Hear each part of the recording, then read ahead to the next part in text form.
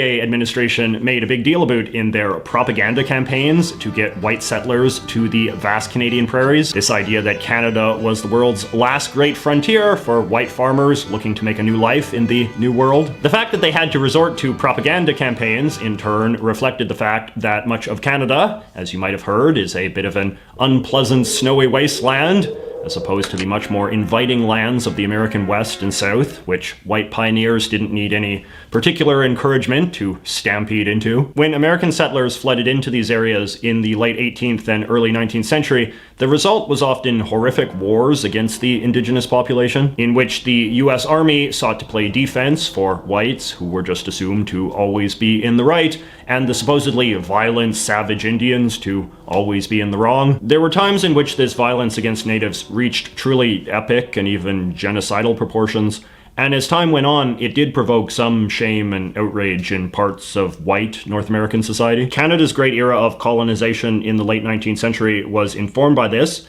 and was thus carried out in a manner that was no less imperial and racist, but also more smug and self-righteous, as Canadians are wont to be. Like the Americans, the Canadians sought to obtain Indian land through treaties of surrender, but the Canadian process was more cowardly and cynical. Government agents would persuade small groups of natives, rather than large indigenous nations, to sign treaties surrendering small areas of their land to settlers in exchange for promises that were often only made orally. And then once the settlers moved in, the borders of the surrendered territory would be arbitrarily expanded, and the oral promises would go ignored because, hey, there was no record of them being made. The fact that there was no armed Aboriginal resistance to any of this, except in Manitoba, is often seen as a byproduct of the intimidation that many indigenous peoples of this continent would have felt by that time, given what they had seen happen in the United States over the last century. The other important thing is that the late 19th century also represented a high watermark for a certain sort of Victorian paternalism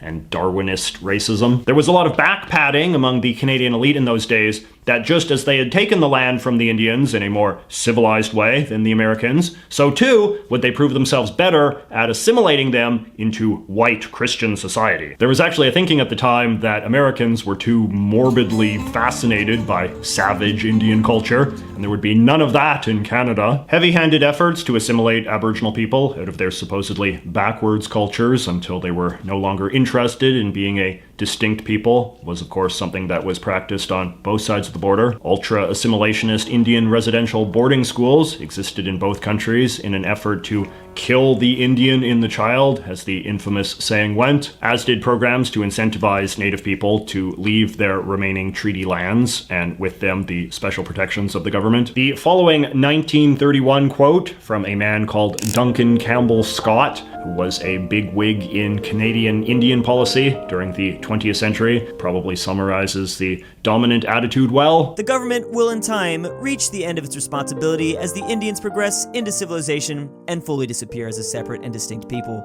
not by race extinction, but by gradual assimilation. But Canada stuck with this approach a fair bit longer than America, and this is one reason why Indigenous relations in Canada often seem more tense and even toxic than in the US. Richard Nixon's administration in the early 1970s is often seen as the point in which the American government adopted an unambiguous policy of recognizing Indigenous sovereignty over Indigenous lands as a permanent fact of the American system. Nixon also formally abandoned what was known as the policy of termination, which was the idea that the whole treaty rights-based system for American Indians should be gradually eliminated. At almost the exact same time, however, Canada's government, under Pierre Elliott Trudeau, was doubling down on this idea that the separate status for Canadian Indians was something that the government both could and should eliminate. It was not until 1985, in fact, that termination, or enfranchisement, as it was more euphemistically known in this country, was formally extinguished as an objective of Canadian Indian policy. Now, a lot of people would say that Pierre Elliott Trudeau had perfectly defensible modern motives for pursuing this policy as long as he did. I actually made a whole video in which I discussed his philosophy about this issue, which I do think is defensible from an individual rights perspective. But these days, there is also a fairly broad consensus that Canada's leaders remained aloof and imperious about Indigenous policy policy for far too long, and that this perpetuated a legacy of distrustful, dysfunctional relationships. In any case, Pierre Elliott Trudeau's son, Justin Trudeau, is now in charge, and the other day his government passed what is perhaps the most sweeping affirmation of inherent Indigenous rights ever, the UN Declaration on the Rights of Indigenous Peoples, or UNDRIP.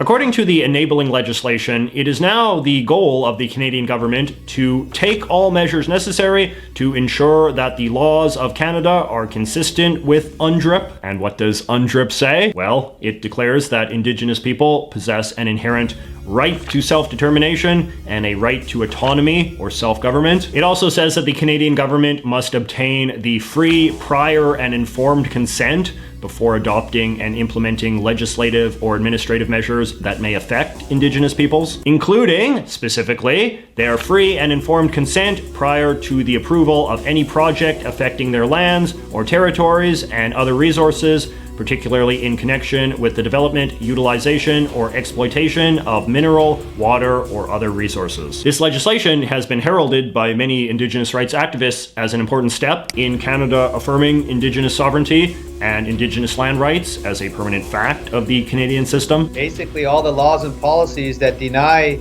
existing Aboriginal and treaty rights will have to be changed to get in line with recognition of Aboriginal rights and title and jurisdiction. That's going to be a huge piece. Because we've got, for example, 4 pieces of legislation: the Comprehensive Claims Policy, Specific Claims Policy, Additions to Reserve Policy, and the Inherent Right to Self-Government Policy are all currently based on termination of rights, title, and jurisdiction.